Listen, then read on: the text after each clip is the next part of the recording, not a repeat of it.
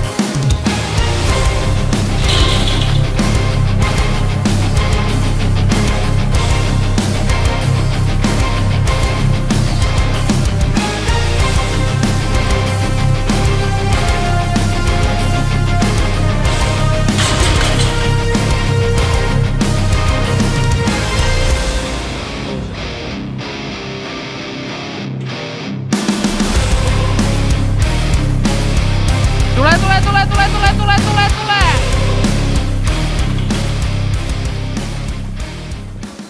Alright, loistavaa. Saatiin toi 212,5 ylös ja noi maksimivoimareenit on mennyt oikein hyvin tähän asti, mutta se ei ikinä takaa sitä, että toi niin sanottu kisapenkki kulkisi samalla lailla, että se ei ole kuitenkaan tae siihen, että hyvä, että saatiin toi pieni parannus tuohon noin ja nyt on vielä 7,5 kiloa siihen meidän tavoitteeseen. Mä uskon, että tänä vuonna toi 220 saadaan vielä rikki ja meidän seuraava kakkosliike tähän näin on tehdään maksimi 3 ojentaa painotteisesti ja laittaa nämä kumit vielä vastustamaan sitä, että saadaan lisää venymiskykyä ja kohta näette, mikä tässä on homman nimi.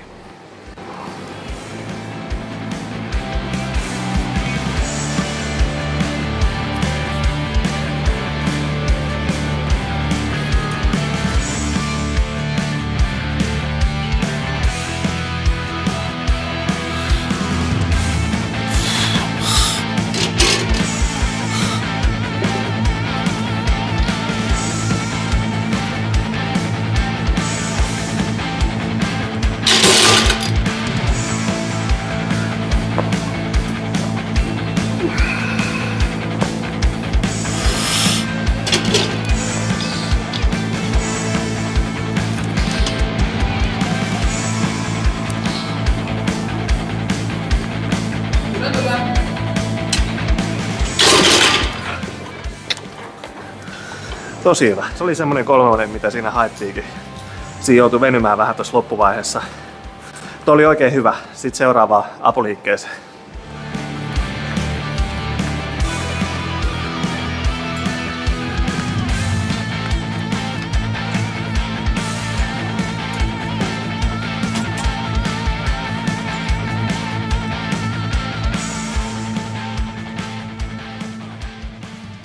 No niin, sen kertainen reenirykys oli sitten tässä ja kiitoksia hei kovasti kun katsoit videon tähän asti ja seuraavalla videolla olisi tarkoitus käydä läpi ja treenata isolla painolla tätä slingshottia hyväksi käyttää ja katsotaan vähän mitä hyötyjä siitä on ja minkälaisia tuloksia ja miten sitä pystyy hyvin käyttämään treenissä ja mitä hyötyä siitä voi saada. Jes, kiitoksia, nähdään seuraavassa videossa.